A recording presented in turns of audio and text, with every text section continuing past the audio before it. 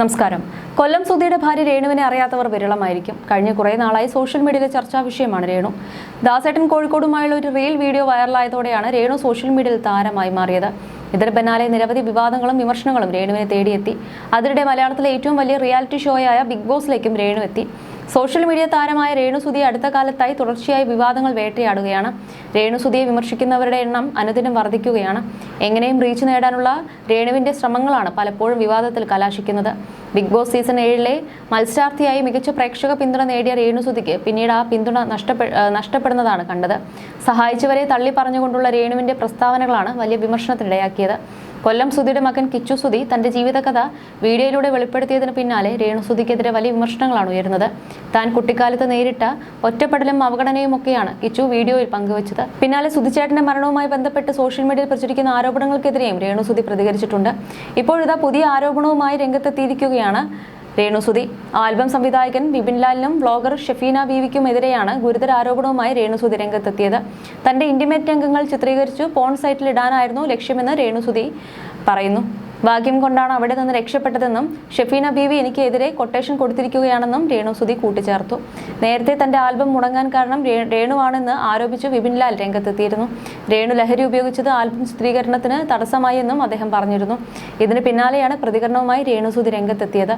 തന്നെ കരുതിക്കൂട്ടി ചതിക്കാനാണ് വിപിനും ഷെഫീനയും ശ്രമിച്ചതെന്നാണ് രേണു പറയുന്നത്. ഒരു ആൽബത്തിന്റെ സെറ്റിൽ വെച്ചാണ് വിപിൻ ലാലിനെ ആദ്യമായി കാണുന്നത് എന്ന് രേണു സുധി പറഞ്ഞു. അന്ന് കഥ പറയാതെ പുതിയൊരു ആൽബം ഉണ്ടെന്ന് പറഞ്ഞ് അഡ്വാൻസ് അയച്ചു തന്നു. ദുബായിലുള്ള ഒരു സ്ത്രീയാണ് നിർമ്മാതാവ് എന്ന് പറഞ്ഞു. മോഡേൺ ഡ്രസ്സ് ധരിച്ചാണ് അഭിനയിക്കേണ്ടതെന്ന് പറഞ്ഞിരുന്നു.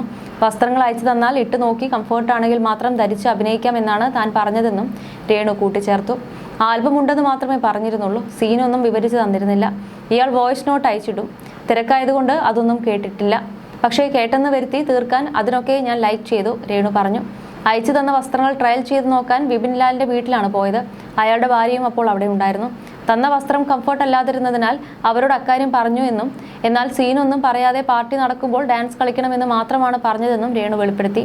അവിടെ നടക്കുന്നതെല്ലാം വിപിന്റെ ഭാര്യ വീഡിയോ എടുക്കുന്നുണ്ടായിരുന്നുവെന്നും ഇറക്കം കുറഞ്ഞ ഒരു വസ്ത്രം തന്ന് ധരിക്കാൻ ഇരുവരും ആവശ്യപ്പെട്ടു എന്നും രേണു പറഞ്ഞു.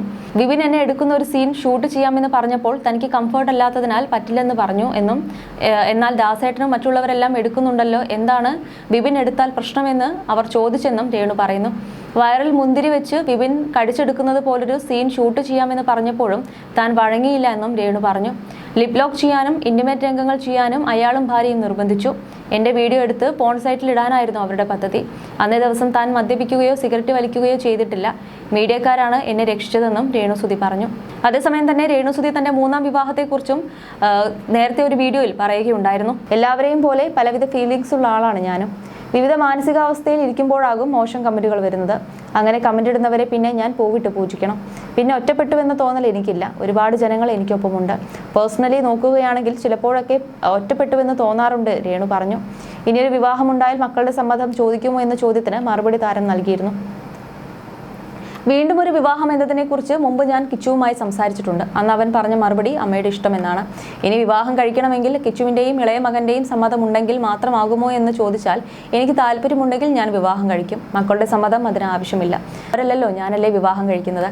കെട്ടിയാലും കെട്ടിയില്ലെങ്കിലും കുഴപ്പമില്ലെന്നാണ് മൂത്ത മകൻ പറഞ്ഞത്. ഇളയ കുട്ടിയോട് തമാശ രീതിയിൽ മാത്രമേ വിവാഹത്തെക്കുറിച്ച് സംസാരിച്ചിട്ടുള്ളൂ. അവനൊന്നും അറിയില്ലല്ലോ, രേണു പറഞ്ഞു. തന്റെ പേരിൽ ഫാൻസ് അസോസിയേഷൻ തുടങ്ങാൻ ചിലർ ആഗ്രഹിച്ചിരുന്നതായും രേണു പറഞ്ഞു. എന്റെ പേരിൽ ഫാൻസ് അസോസിയേഷൻ തുടങ്ങുന്നുവെന്ന് അവർ വന്ന് പറഞ്ഞപ്പോൾ നിങ്ങളുടെ ഇഷ്ടമെന്ന് മാത്രമേ ഞാൻ പറഞ്ഞുള്ളൂ, അല്ലാതെ അഭിപ്രായമൊന്നും പറയാൻ പോയില്ല. സുധിച്ചേട്ടൻ്റെ ഫാൻസ് അസോസിയേഷൻ അദ്ദേഹം ഉണ്ടായിരുന്ന സമയത്ത് കണ്ടിട്ടുണ്ട്. ഫാൻസ് അസോസിയേഷനിൽ പ്രശ്നങ്ങൾ ഉണ്ടാകുമല്ലോ, അതിലൊന്നും ഇടപെടരുതെന്ന് ഞാൻ അവരോട് പറഞ്ഞിട്ടുണ്ടെന്നും രേണു പറയുന്നു. അതേസമയം കിച്ചു സുധിയുമായി ബന്ധപ്പെട്ട വിവാദങ്ങൾക്കിടെ തന്നെ നെഗറ്റീവ് പറയുന്നവർക്കെതിരെയും രേണു പ്രതികരിച്ചു. പ്രൊമോഷനായി രേണു ദുബായിലായിരുന്ന സമയത്തായിരുന്നു തന്റെ ജീവിതകഥ വെളിപ്പെടുത്തി കിച്ചു എത്തിയത്. രേണുവിനെ അച്ഛൻ വിവാഹം ചെയ്ത ശേഷം താൻ അനുഭവിച്ചത് ഒറ്റപ്പെടലായിരുന്നുവെന്നും ആർക്കും തന്നോട് ഇഷ്ടമുണ്ടായിരുന്നില്ലെന്നുമാണ് കിച്ചു പറഞ്ഞത്. ആ വീഡിയോ വൈറലായതോടെ രേണുവിനെതിരെ അതുവരെ പിന്തുണച്ച പ്രേക്ഷകർ അടക്കം തിരിഞ്ഞു. എന്റെ മോൻ എന്ന് പറയുന്നതിൽ രേണുവിന് ആത്മാർത്ഥതയില്ലെന്ന് മനസ്സിലായി എന്നായിരുന്നു വിമർശനം. പുതിയ വിവാദങ്ങൾ വലിയ രീതിയിൽ ചർച്ചയാകുന്നതിനിടയിലാണ് രേണുവിന്റെ പുതിയ പ്രതികരണം വന്നത്. തന്നെ പിന്തുണയ്ക്കുന്ന 2 പേരുണ്ടെങ്കിൽ എന്ത് പ്രശ്നം വന്നാലും മുന്നോട്ട് തന്നെ പോകുമെന്ന് രേണു പറയുന്നു. ഇപ്പോൾ എനിക്ക് മക്കളുണ്ട്, അവർക്ക് വേണ്ടി ജീവിക്കണം. പ്രായപൂർത്തിയായ ആർക്കും എന്തും സംസാരിക്കാനുള്ള അവകാശമുണ്ട്. മോൻ കിച്ചുവിന്റെ പേരിൽ ഒരു വിവാദം നടക്കുന്നുണ്ട്. അവൻ ലൈവ് വഴി അവന് പറയാനുള്ളത് പറഞ്ഞു. ഇനി അതായിരിക്കും ചോദ്യങ്ങൾ. അതൊക്കെ നടക്കട്ടെ. അവരവരുടെ ഇഷ്ടമാണ് എന്ത് പറയണമെന്നത്.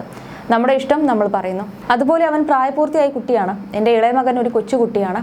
അവന് വേണ്ടി എനിക്ക് ജീവിച്ചേ മതിയാകും. നല്ല ആളുകൾ രേണുസുതി നന്നായിട്ട് തന്നെ മുന്നോട്ട് പോകട്ടെ എന്നാണ് ചിന്തിക്കാറുള്ളത്. ഞാനിത് പറയുമ്പോൾ രേണു ഉയർന്ന ആൾക്കാരെ പറ്റി മാത്രം സംസാരിക്കുന്നുവെന്ന് ചിലർ പറയുമായിരിക്കും. അങ്ങനെയല്ല. വിവരവും വിദ്യാഭ്യാസവും ബുദ്ധിയുമുള്ളവർ എന്നെ ഈ നിമിഷം വരെ നെഗറ്റീവ് പറഞ്ഞിട്ടില്ല. വെറുതെ ചൊറിയും കുത്തിയിരുന്ന് ഒരു പണിയും ഇല്ലാതെ നടക്കുന്ന അലവലാദികൾ മാത്രമാണ് എന്നെ പറ്റി നെഗറ്റീവ് പറയുന്നത്. എന്തെങ്കിലുമൊക്കെ ചെയ്യാൻ കഴിവുണ്ടെങ്കിൽ അവർക്ക് കുറ്റം പറഞ്ഞിരിക്കേണ്ട ആവശ്യമില്ല. 100 പേര് നെഗറ്റീവ് പറഞ്ഞാലും 2 പേർ നല്ലത് പറയുന്നുണ്ടെങ്കിൽ അത് മതി എനിക്ക്. എൻ്റെ മൈൻഡ് ഓക്കെ ആവും. ഞാൻ മുന്നോട്ട് പോകും. ഇനി ആകാശം ഇടിഞ്ഞു വീഴുന്ന പ്രശ്നമുണ്ടായാലും രേണുസുതി ഇങ്ങനെ തന്നെ മുന്നോട്ട് പോകും. എന്നെ ദുബായ് പോലീസ് അറസ്റ്റ് ചെയ്തുവെന്ന് വരെ പ്രചരിക്കുന്നുണ്ട്. കഴിഞ്ഞ പ്രാവശ്യം ഇതുപോലെ പ്രചരിച്ചിരുന്നു.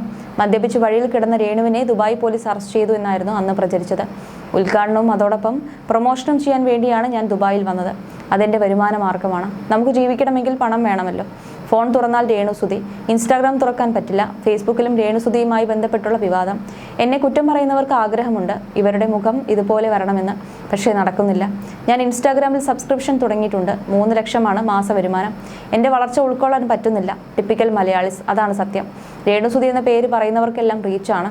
അവരുടെ ഫോളോവേഴ്സ് കൂടും, അക്കൗണ്ട് റീച്ച് വരും. എന്നെക്കുറിച്ച് വീഡിയോ ഇടാൻ അത് അവർക്ക് പ്രചോദനമാണ്. രേണുസുതി ഒരു ഇക്കോസിസ്റ്റമായി വളർന്നു കഴിഞ്ഞുവെന്നാണ് കഴിഞ്ഞ ദിവസം സീക്രട്ട് ഏജന്റ് എന്ന യൂട്യൂബർ പറഞ്ഞതെന്നും രേണു പറയുന്നു.